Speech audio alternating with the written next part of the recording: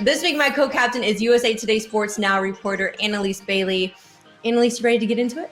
Let's do it. All right. We like to start off the show with something we like to call three things. So first thing this week, I'm calling it. The NBA Finals is setting up to be lit, and by that, I mean the Los Angeles Lakers and the Brooklyn Nets. They're currently in an arms race. Players are leaving franchises. Contracts are being bought out. This is after they already have the big three of Kyrie Irving, James Harden, Kevin Durant. They add Blake Griffin, LaMarcus Aldridge. That's just the Nets. Looking at the Lakers, they just got Andre Drummond. I mean, this is one of the most star-studded NBA lineups we've seen in recent history. But my bigger question, Annalise, is what does this mean for the small market teams? Yeah, so anyone can see that this team is stacked. And some executives around the NBA, particularly those in smaller markets, those smaller cities, are a bit upset by the league's buyout market.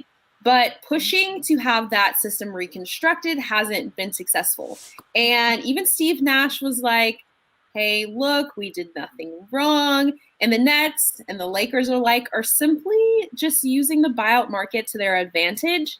And honestly, can you blame them? No, not in the least bit. But second thing, sticking with the NBA, something out of a Hitchcock movie recently happened to the Utah Jazz on their way to Memphis on Tuesday.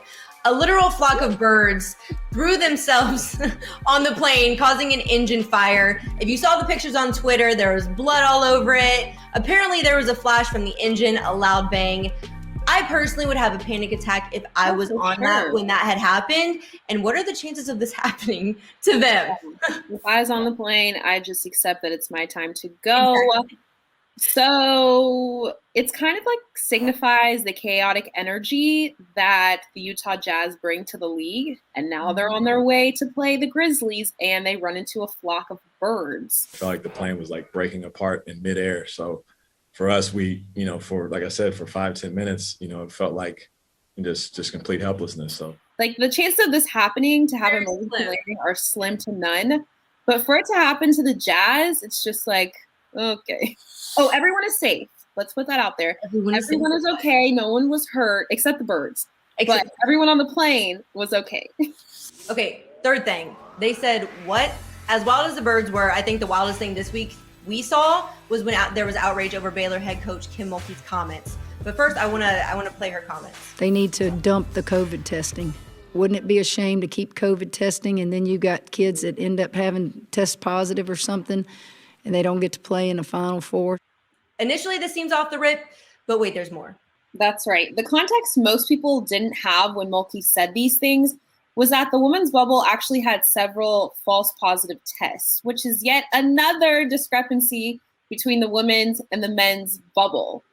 So the men have the really accurate PCR tests, while the women are given the quick daily antigen tests, which are far less accurate from what the men have. So there were some false positives, and that's kind of the part we were missing from Mulkey's comments.